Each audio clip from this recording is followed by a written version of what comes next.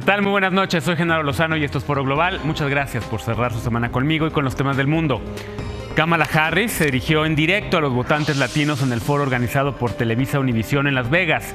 Veremos lo mejor de ese diálogo conducido por mi compañero Enrique Acevedo. Pasaron ya 12 meses, un año del inicio de las operaciones militares de Israel en Gaza. Un año de guerra, tendremos un balance. El huracán Milton dejó por lo menos 16 personas muertas a su paso por Florida. Todavía hay miles de hogares inundados y sin luz. Esta noche converso con la intelectual y académica Mariana Mazzucato, una de las economistas más influyentes del mundo. Acompáñame la próxima media hora, esto es Foro Global.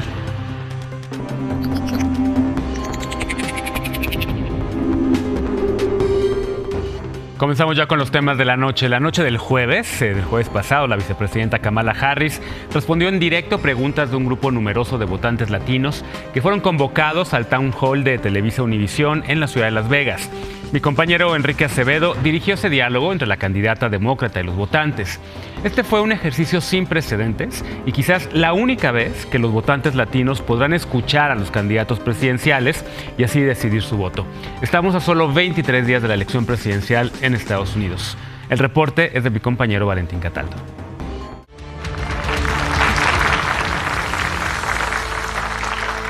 Madam President, bienvenida, welcome.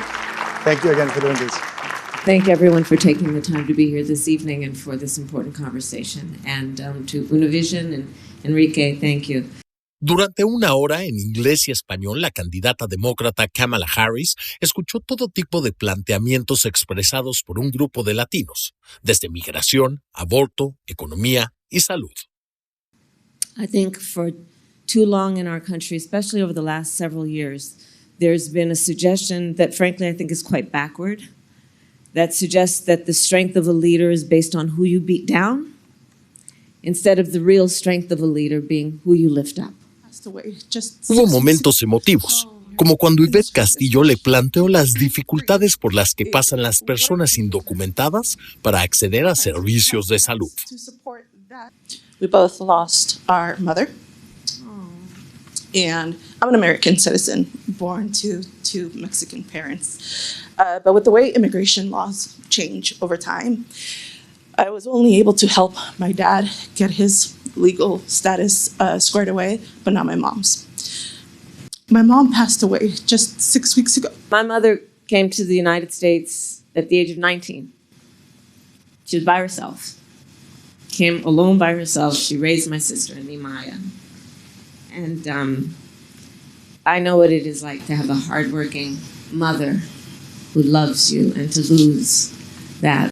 En sus intervenciones, Harris intentó dejar claro que tiene un gran interés por la comunidad migrante, ya que ella procede de una familia que llegó en las mismas condiciones, y atender problemas específicos como, por ejemplo, los tratamientos contra la diabetes. If I can ask anyone, raise your hand if you have a family member with diabetes, right? And Latinos are 70% more likely to be diagnosed with diabetes. Tras el foro abierto, este fue el sentir de algunos de los asistentes. Si bien no contestó las preguntas como uno lo esperaba, hizo su stand político. Hubo quienes reconocieron que el foro fue suficiente para aclarar su panorama rumbo al próximo 5 de noviembre, como Marta Rodríguez, que pudo plantearle a Harris las dificultades de lidiar con una deuda médica a veces impagable. My name is Martha. I'm 62 years old and currently homeless. I had no choice but to apply for Social Security disability. It's been 3 years. I've been waiting for a decision. Part of the work that I've been doing and intend to do as president includes, for example, dealing with the issue of medical debt. So this is a big issue, which is people through no fault of their own experience a serious illness and then they acquire all these bills and debt. Yo ya ha tomado mi decisión para votar para ella, por la próxima presidente Harris. Para otros, su decisión aún no está tomada. Siento como que me hace falta escuchar también el otro town hall del otro presidente la semana que entra. Más de 36 millones de latinos son elegibles para votar este año, un aumento de 4 millones con respecto a 2020 y más del doble de los 14 millones de votantes latinos elegibles en el año 2000. A veces como somos latinos, nadie escucha lo que tenemos que decir, porque piensan que no somos de ese estado o de parte de nosotros que somos extranjeros. Valentín Cataldo, Noticias Nmas. En otros temas, el 7 de octubre quedará en la historia como el día en el que Israel enfrentó el peor atentado terrorista. Decenas de ciudadanos israelíes fueron secuestrados por Hamás y el Estado israelí reportó 1.200 personas asesinadas. Pero a partir de entonces empezó la respuesta militar israelí. Los territorios palestinos, principalmente Gaza, han sido bombardeados, incluidas escuelas y hospitales. El reporte oficial cuenta 41.800 víctimas civiles, pero organizaciones de defensa de derechos humanos cuentan cientos de miles más. A un año del 7 de octubre, la guerra continúa y se extiende ya a Irán y también a Líbano.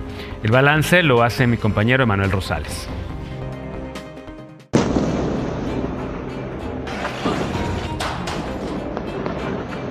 היום לפני שנה, בשעה 6:29 בבוקר, מחבלי החמאס פתחו במתקפת פתע רצחנית נגד מדינת ישראל, נגד אזרחי ישראל. Un año después del ataque de Hamás, que se convirtió en la peor masacre de judíos desde el Holocausto, la franja de Gaza ha sido devastada. Israel mantiene 7 frentes abiertos y Medio Oriente se encuentra en uno de los momentos más peligrosos de su historia reciente.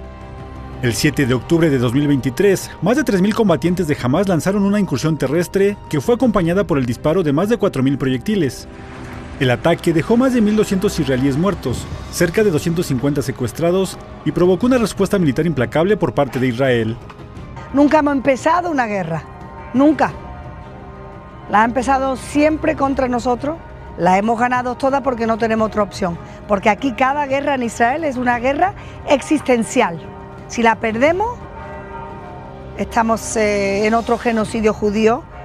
La respuesta israelí tenía como objetivo acabar con las capacidades militares de Hamás, pero tras un año de ofensiva, prácticamente toda la población de Gaza ha sido desplazada, el 60% de los edificios han sido destruidos y el territorio palestino está sumido en una grave crisis humanitaria. Pero el dato más preocupante es la cifra de víctimas. De acuerdo con el Ministerio de Salud de Gaza, controlado por Hamás y que no distingue entre civiles y combatientes, tras un año de bombardeos, más de 42.000 personas han muerto, entre ellas cerca de 17.000 niños. Unos 90.000 palestinos han resultado heridos y se estima que 10.000 están desaparecidos.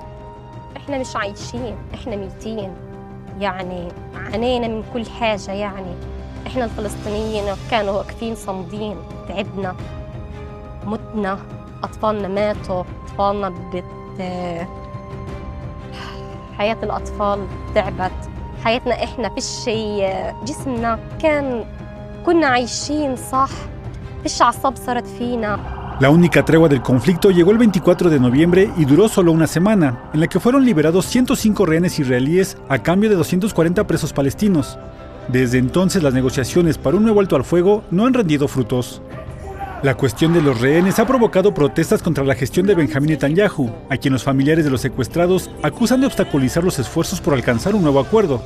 Hubo oportunidades después de la primera ronda exitosa de noviembre de llegar a otro acuerdo, de terminar la guerra, y la falta de disposición del gobierno que quiere seguir la guerra por seguir la guerra. El ataque de Hamás llegó en un momento en el que Israel avanzaba en el establecimiento de relaciones con países árabes y cuando se esperaba el anuncio de la normalización de relaciones con Arabia Saudita.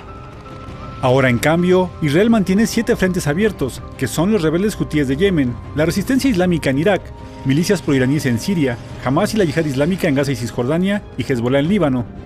Todos estos grupos forman parte del eje de resistencia encabezado por Irán, que además en este año ya atacó de forma directa a Israel en 2 ocasiones.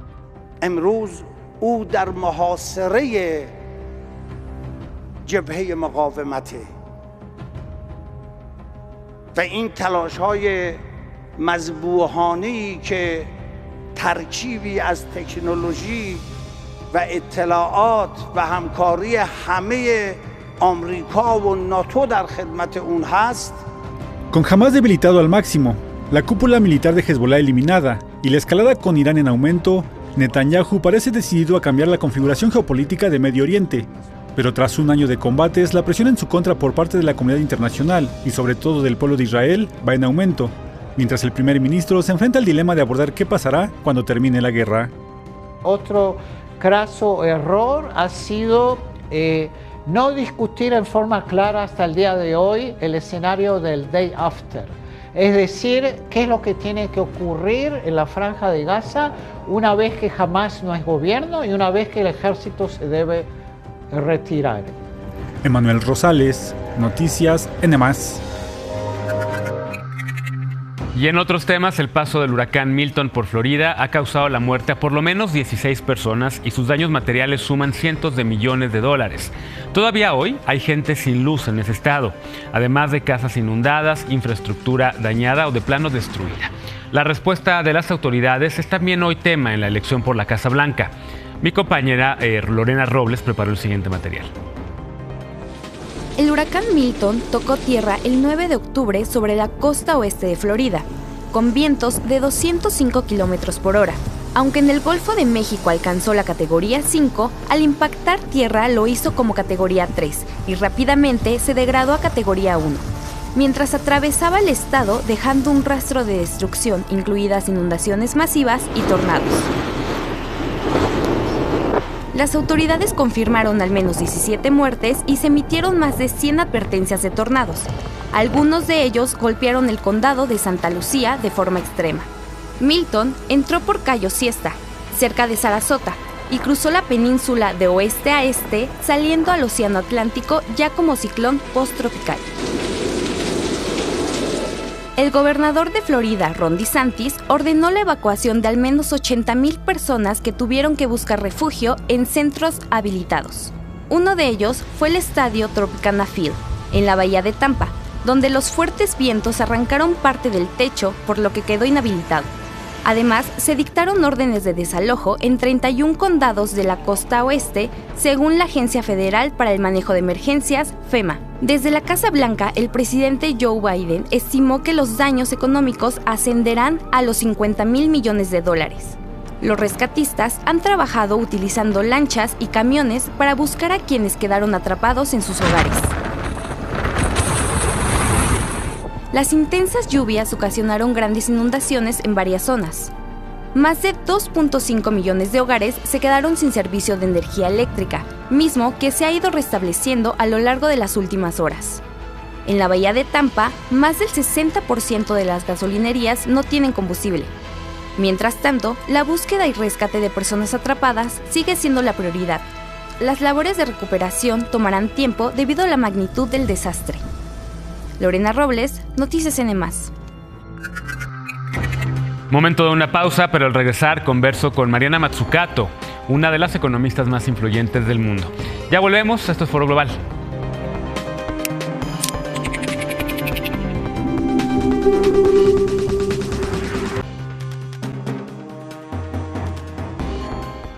Estamos de regreso en Foro Global y esta noche, como les anunciaba, tengo el gusto de conversar con la profesora Mariana Mazzucato.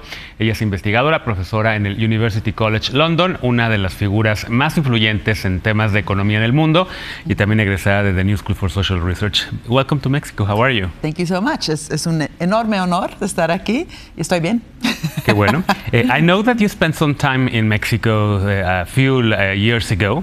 How does it feel to be back? It's fantastic. I was actually here when I was very, very young. At UNAM, I was right? about 21, and I was doing the so-called junior year abroad, which is the third year of an undergraduate education in the UNAM. Mm-hmm. And I escaped this little program, which was about culture and Latin American history, and I went to the economics department of the UNAM, and it opened my eyes. There was many students that were asking big questions around very important issues around the countryside, the cities, the form of capitalism in Mexico. So it was the first time as a young person that I was exposed to trying to bring economic theory to the relevance of the everyday And that's what you've been doing for the past 4 decades or 3 decades. Yeah, so because of that visit in Mexico. Sure. You read the Marx, The Capital, you learned Spanish by radio. There was no choice. In the Department of Economics in the UNAM estaba solo el Capital volumen 1, 2 y 3 del siglo XXI. Pero bueno, sabes que Marx habla mucho de tecnología, de innovación. So it was actually those studies that made me passionate about better understanding what Schumpeter would call creative destruction, and also the distribution of the rewards. When we innovate, everyone loves innovation, but who benefits? But also, how can we give it a direction? How can we think of the biggest problems of our time, from hunger, climate change, healthcare problems, as an opportunity for not only innovation, but good instead of bad partnerships? And in that sense, your work has been very influential in kind of creating this critique of capitalism. Works like yours, like this, for instance, Misión Economía, published in Spanish here, among other books that you have written, have kind of built a critique of capitalism and the way it works. Works such as the one from the French intellectual also, who wrote this critique of capitalism in the 21st... Piketty, exactly, yeah. Thomas Piketty. I was, for a moment, I forgot about it. But your work and his have contributed to see capitalism in a different way. When you were here in Mexico, the region was probably like under this system of liberalizing economies, of free trade. El Pacto de Solidaridad. That's right, of the Washington Consensus, so-called Washington Consensus. But many things have changed ever since. How do you perceive the region now? Like, is it... Yeah, I mean, so first of all, you know, there's many countries, I think, that actually face similar problems. I have a friend in Brazil who used to say, Brazil is capitalism without capitalists. In other words, there's not enough investment. When you have an economy also based on rents and rent seeking, where you can make profits without investing, without innovating, perhaps just by trading existing assets and making money from quick-term trades with no long-term capital, with no real partnerships around the challenges around water, health, and you know, climate change. That is not a deterministic feature of capitalism. That's a choice we make. When you have public institutions that are a bit slow and are not mission-oriented and just fix market failures, as economists like to pretend they're very smart when they say that. When you have a business sector that is very financialized, so just extracts money out instead of reinvesting money in, either through share buybacks or dividend payouts. These are choices we make. It doesn't have to be that way. And when we have partnerships between public and private that are parasitic instead of symbiotic partnerships, that's a decision. So I believe that capitalism has, you know, growth has not just a rate, it has a direction. No solo una tasa, una dirección. And so how do we bring that idea of directionality to the fore? How do we engage also through democratic fora? It's not about a top-down minister telling everyone what to do. So citizen engagement and different types of discussions that also have local resonance. Not every country is different, but every country has signed up to the 17 Sustainable Development Goals. Mexico has signed up to the goals since 2015. No hunger, no poverty, cleaning up our oceans. Yeah, exactly. Gender parity. These are goals. So my question has been, how do we design the system in a goal-oriented way, but without just bullshitting, if I can use that terrible word. Sure, of course. Not just blah, blah, blah, but for real. How do you put the goals at the center of how we design an economy? For example, what I focus on a lot is industrial strategy. In many parts of history, we've had industrial strategies that were part of the problem. It was just a list of sectors. Today, it might be renewable energy. In the past, it might be copper and oil and, you know, transport. The question is, start with the goals and ask, what does it mean for all those sectors to change? In the same way that going to the moon was not just aerospace, we had to solve all the problems. What would the astronauts wear? How would they move? How would they eat? How would they go to the bathroom? And by thinking in an outcomes-oriented way, we ended up with all these solutions in the private sector, but led by the public sector asking important questions. Camera phones, foil blankets, baby formula. These were solutions to publicly set problems. The how was left open. The what was very clear. And that's the same with climate. Climate change is not just about renewable energy. It's about how we build, how we eat, how we move. So this government, I think, the new government, which I think is very exciting anytime there's a new government, especially with a woman at the seat, at the head seat, that thinks about a circular economy, that thinks about net zero, that thinks about water. Water is a common good, not just a good to be extracted out too much, especially in places with deserts, putting all the industry there. Now, how do we also... A common good or a public good? Sorry? A common or a public good? So my new book is actually arguing that we need a better theory. The public good, how it's been framed, It's a book I'm writing. How it's been framed as a correction for something the private sector does not do. Sure. My argument, I've also written this in a recent journal article. I'm also leading a commission on water as a common good. Our report comes out next week, by the way. It's a global commission on the economics of water. A common good for me is an objective. And the first question is not only how do we set the objectives together, but how do we pay attention to the how we relate to each other as much as the what, no? So how do we structure intellectual property rights? How do we design financial institutions? How do we design a good collaboration around innovation instead of a problematic collaboration? So the relational value matters. In philosophy, by the way, this is a deep discussion, not from Aristotle. El telos is the goal, el polis is the democratic fora. I think we need more of this in economics, more goal orientation, but more seriousness on the goal in terms of how we relate to each other, which of course, again, in this country, with this president who talks about prosperidad compartida, how do we share? How do we create that? Yeah, how do we have collective value creation, but share it as well? In that way, I wanted to ask you, when you talk about how do we, what do you mean by we? Because in many ways... Humans and governments. Because in a way, you want to bring the state back in, right? The state back in not only to correct the self-correction of the market, as the economic theories of the 80s said, but the state as a shaper.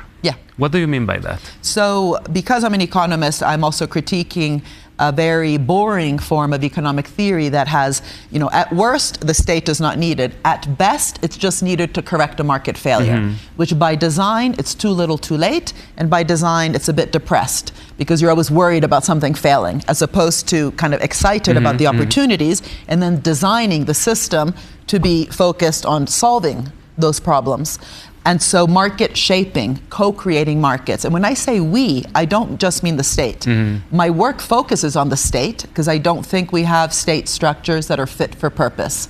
We have, you know, if a state bank, for example, a public bank, which by the way, in Mexico, you don't have a strong public bank, like in Brazil, you have BNDES, which has been critical to Brazilian development bank, exactly. If a public bank is just giving out money, just to de-risk, or asking business what it needs, it's not going to be a very good public bank. If the public bank sets itself public goals and thinks about the type of market and economy we need, then the way it interacts with business will be different. So in Germany, for example, because they have a very clear Energiewende policy, the public bank there created conditions for the steel sector, which globally is asking for money, that it had to innovate. It had to lower the material content of production in order to receive a public loan. How it did it was up to the sector. You can't micromanage. If you micromanage, you kill innovation. But a strong direction, keeping open the how, same way we got to the moon, then fostered innovation, which is the reason we have green steel in Germany. Not because they went to Davos to talk blah, blah, blah about purpose, but because they had to receive money from the government. And in a country where there's rents and rent seeking and monopolies and incumbents, the best way to reduce that is not only through good competition policy, but also to create very ambitious goals so that the sectors that benefit from government programs have to invest, train the workforce, improve working conditions, reinvest profits, have energy efficient supply chains. Then how they do it, again, is up to them, but you don't just, you know, get a state subsidy to stay in place with inertia. Sure.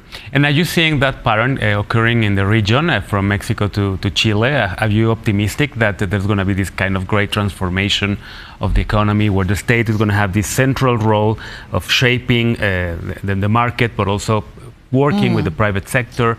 Have you seen any, you talked about Brazil. Well, there's a lot of ideology that continues to happen in many countries, and so you have this polarization. What you should have is business and government institutions and civil society institutions, including trade unions. Labor unions have been very important in the history of capitalism when they played a role of, you know, provoking the system instead of just corporatist labor movements.